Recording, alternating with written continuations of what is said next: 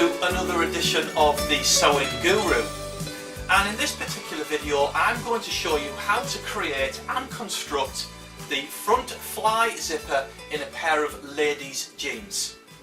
Now I do cover all of the different closure versions within the jeans collection, which includes the front zipper for gents as well, and also the button closures for ladies and gents. So if this is not the correct version, then you need to go back to the denim collection and have a look within there, because the one that you're going to create will be within that collection. But this video I will show you how to construct the zipper in a pair of ladies denim jeans. So the point where we're at the moment, which we produced from the previous videos, is we put our pockets into the front panels. Alright, now because these panels are going to be for a gents fly zip, what I've done is I've created two small fronts which is identical to our main panels. Okay, so there's no confusion there, they're just identical because we're only concentrating on the fly zip part, so we're only concentrating on this part here. So they're identical to the panels what we have here, as you can see. And from the previous videos we overlocked the fronts, which I've done here as well. As you can clearly see, these are overlocked across the front. So now that that is explained, I'm just going to discard these panels because I'll be doing those later for the gents style, and of course this is the ladies style. So this here is the front part where our zip is going to go into.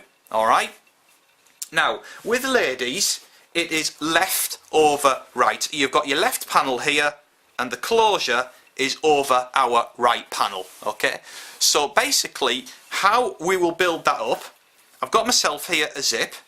This here is a 6-inch zip in length. Okay, so you can see the actual metal coil is 6 inches in length.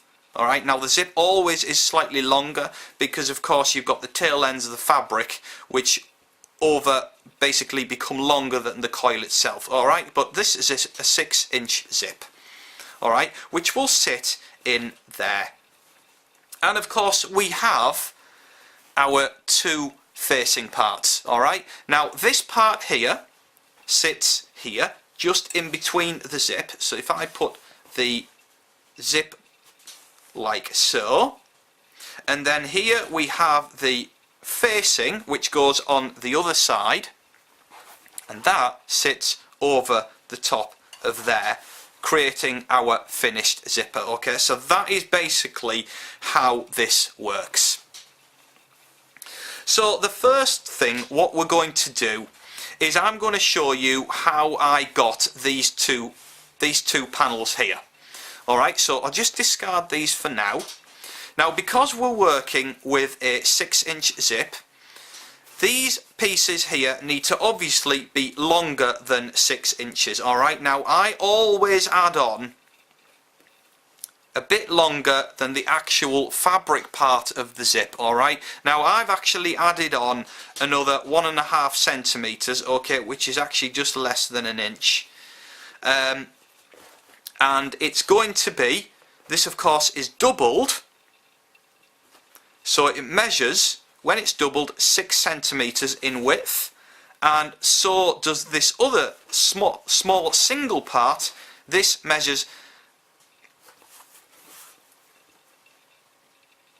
well, it measures 5.5, but that's okay, that's fine. 5.5 or 6 in width is fine, okay, as long as it's going to be roughly the same in width here. Alright, so basically the first part is we need to cut out this for our facing. So this part here is going to be our facing, and what we need to do is we need to shape this in round. Alright, now if I show you a pair of finished jeans, they're always rounded. As you can see here, we've got the front closure, and where the stitching is, it's rounded. So that means that this facing part is going to be rounded, okay? So that's why that's always rounded. So what we need to do is, when you've cut out your oblong pieces, okay, so basically you've got this one as double width and this one as a single width. The single width one just needs to sit on there, and we just need to round this. So if I just chalk this like so, that's our rounded part, and just cut that. Just cut that like so. Okay, so that's our facing. Okay, so it rounds off into our fabric here, okay? And what we need to do, first of all, is overlock around here. Okay, so we're overlocking from this point to this point here.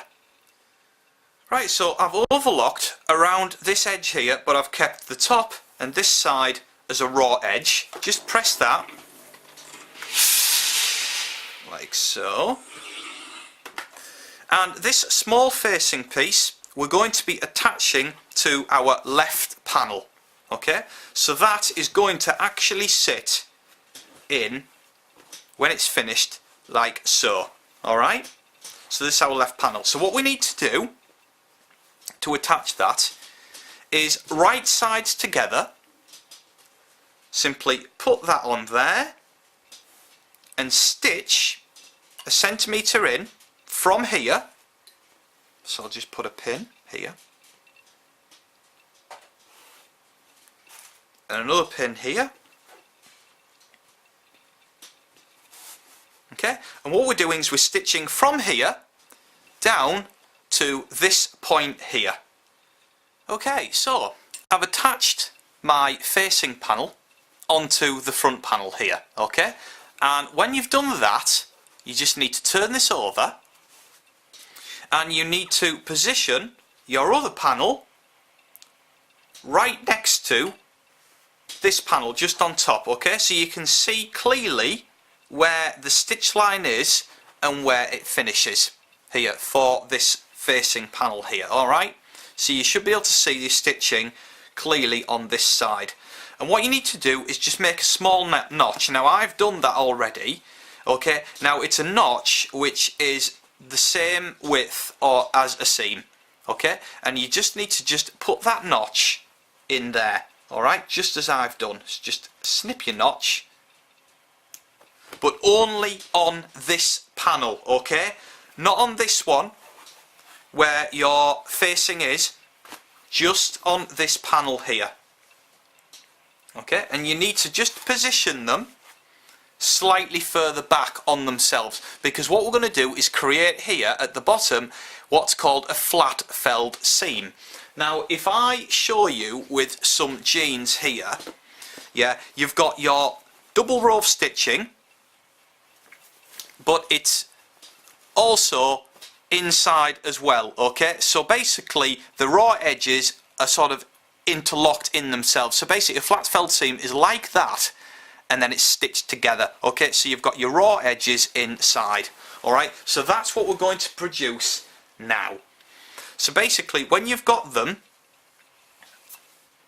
aligned like this, you need to just bring back your facing part and just fold this, fold your facing and everything like that, and press this 1 centimetre back as if it's a seam, alright? So just press that like so, and what we're doing, and then your notch will look like that, okay? So that just fits over the top of that, whereas this seam is interlocked in there, and then this is still loose, okay? And what we're doing is make sure that those two seams are snug on each other, like so. Just make sure that they are snug together. Keep pressing this. Okay, and just put some pins here just to hold those in place.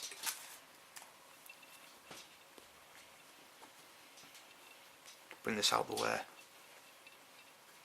Actually, you can just let it lie flat. Actually, I think that's the best bet. Just let it lie flat.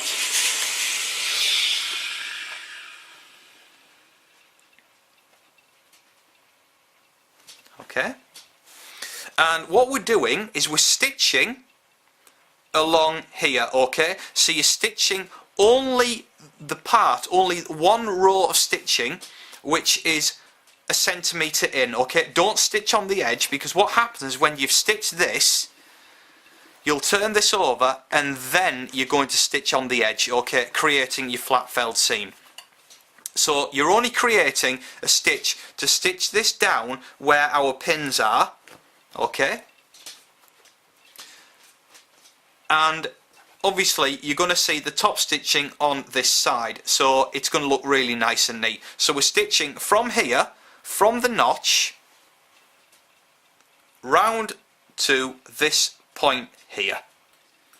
Okay, so as you can see, we've stitched along here and we've stitched only the centimetre in. So if I turn this over, you can clearly see that it's only within a centimetre, we're not on the edge. Okay, now the next part is we're going to be creating the final row of stitching, which is going to be attaching this flat felled seam down. Okay, now you need to start from here where this stitching is, and you need to just stitch right along to this point here. Okay, but make sure that this is taut. Alright, so it sort of folds in on itself. So if I press this, yeah, basically if I turn this over, you're going to get this really nice seam where it's taut, so it's interlocked in itself. Okay, so what you need to do is top stitch right on the edge, right along to this point here. Okay, so you can see that we've now stitched this double row of stitching across here, and as you can see, it's caught in our seam. Okay, now an industrial machine, what it does is it does it in one operation. Okay, it folds the fabric and stitches it in one with a twin needle. Okay, so that's why you would see another row of stitching on this side as well. Okay, but because we don't have that luxury of a flat felled machine, okay, because they cost thousands and thousands of pounds or dollars, we have to do it this way. But of course, at the end of the day, it's still the same concept and it still looks exactly the same. Okay, so now that you've done that, as you can see, that now just all lies flat. Okay, so the next part is we're going to be creating this facing part where the zip goes onto. Okay, so that basically and essentially goes on there like so, and the zip will then sit in there.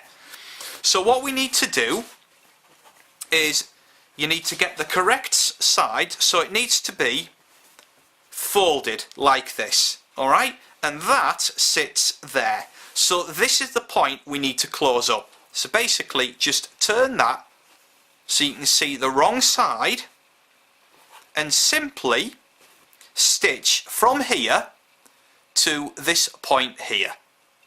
Now as you can see, we've stitched across there, okay, and we need to back this out. But what I do is I always like to just cut a point here like so, and then bag this out, because then it causes a real nice point. So just with my scissors we can just bag out this point here. See that? Really nice.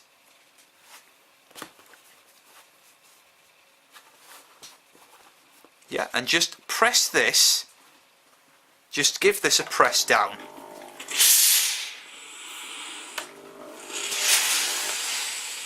Okay, as you can see, it's now equal along these edges here. Alright, and this part is going to be getting attached into there. But what we need to do is just overlock across this point here, okay? So we need to just overlock this side just to make this neat. So what we're doing is overlocking from here to this point here, and what it does is it closes it all up but neatens it all up. So overlocking from here to here. Okay, so I've overlocked the edge, alright, as you can see. It's now caught all of this edge in. Give it a press, like so. And the next part is make sure you've got it the right way around, okay? Now this part that you stitched in is at the bottom, and you've got the top part which is open at the top, alright? And your overlocking part faces to the jeans, so then this neat part which is folded over faces outwards. And this is where our zip is going to be on. It's going to be attached onto there. Alright, so basically just attach your zip on there. I'm just going to put some pins on here. Just open that zip. Make sure that it's just really nicely in alignment. I'm just going to bring that back. Really what you should do is start from the top so this zip sits exactly in alignment with the top of the zip facing. Put a pin there and put another pin here.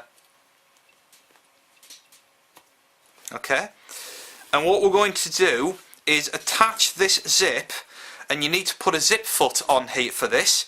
You're going to be stitching from here down to this point here to catch this zip in. Alright, so just stitch from here to here. Okay, so as you can see, we've attached the zip in along this side, alright, as you can see, and it just opens and closes. So we're not right near the coil, we're sort of halfway between the coil and the edge, okay? And the next part is, of course, this zip is going to be sitting in there. So what we need to do is turn over your jeans, and this part here, you've got to just make sure that you just fold in the smallest amount, but then bringing this out to 1 centimetre. Okay, now if I press that down in place,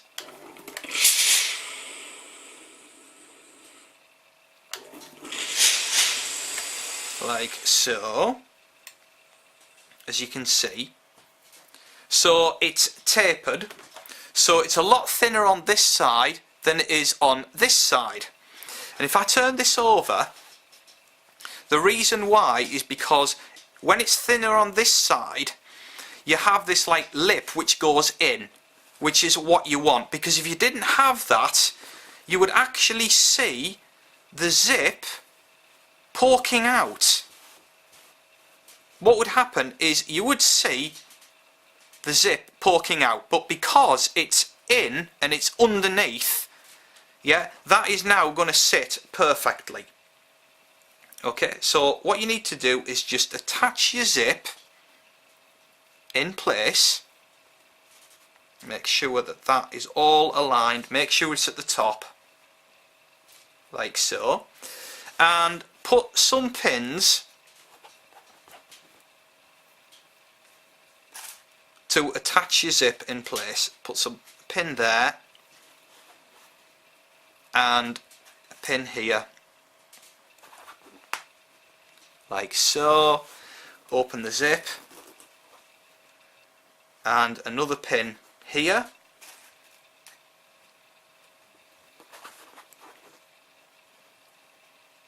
like so. And of course what's happened, because you didn't stitch right near the coil, this stitching disappears underneath. Alright, so it's like as if it's a first stitching here. Okay, so that's what you need to do. You need to stitch.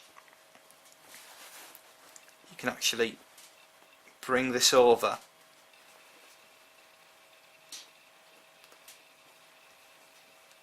Like so. Just bring all that over like so. stitch from here right along and go as close to the coil as you can.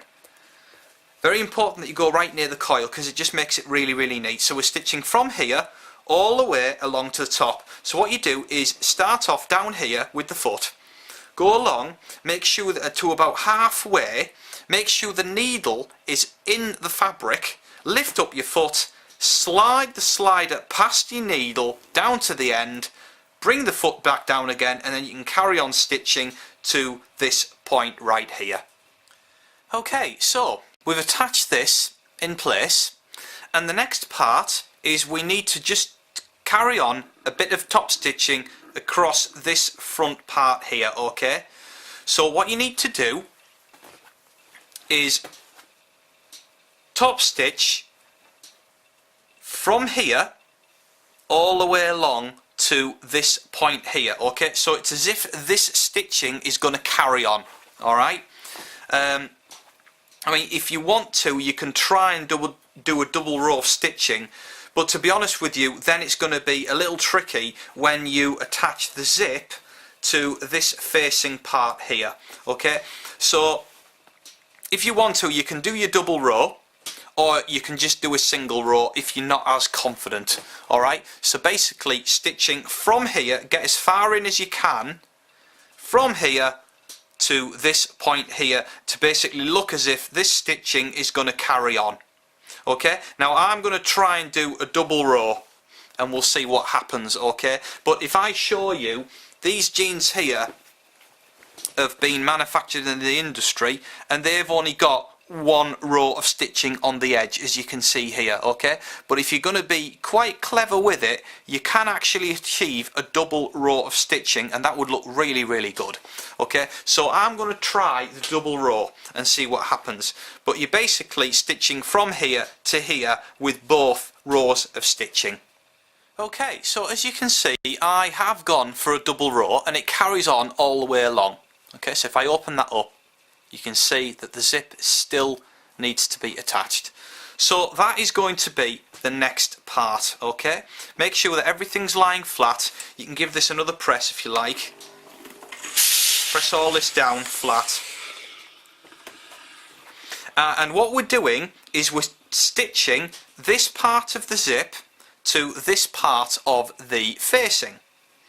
So your best bet is just make sure that everything's lying flat and just grab your zip and your facing like so, and just put a couple of pins in there. Now I can feel straight away that there is a lot of room and we're easily going to get in there with this foot, so a double row of stitching is easily achievable, so that's fantastic. Okay, so just basically make sure that your zip and everything is just lying flat as it wants to. Put another pin here. Okay, and now you can open your zip to make sure that this zip is now lying completely straight and in alignment, which you can tell from the stitches. Alright, so if I just bring this back slightly, because this all needs to lay completely straight in alignment. Okay, so put another pin here like so. Now that, as you can see, this zip coil is lying completely straight alongside the edge here, so when we actually close the zipper, it's going to overlap really neatly right over and you're not going to see anything. So because the worst thing that you can have is where a zip bulges like that on a pair of trousers. Very unprofessional, and generally you just do not want to see that. So make sure that you've got quite an overlap here, which we have. So when you're happy with that, what you need to do is again attach your zip foot on and stitch from here down to this point here. Okay, but only stitch it onto this facing part. Make sure there's nothing else underneath, but stitching from here to here. Okay, so we've attached our zip to this part of the facing. So I'll just close that to make sure that it's all really laying nice and flat, which it is. It's perfect. And the next part is we need to attach this facing to this part of the panel. Okay, so what you're seeing then is the other double row of stitching that you get on jeans. Alright, this here, this part here, that's what attaches this facing part to the actual jeans. So that's what we're going to create now. So what you need to do is look at the underneath, so the wrong side. Okay, and just make sure that all this is lying completely flat. So put some pins in there to make sure that this lies flat and it doesn't move. Okay, now we can close the zip as well to see how that's going to lie. Again, make sure that this all lies where it wants to lie. Make sure it's all nice and flat onto here. Okay, and I'm going to put another pin here as well. Okay, and what we're doing is we're doing a double row of stitching to match all this, of course, and we're stitching from here all the way down and then gradually coming in. Okay, so you want to be just beyond this closure point, where the end closure point is of your zipper. You want to be just beyond there.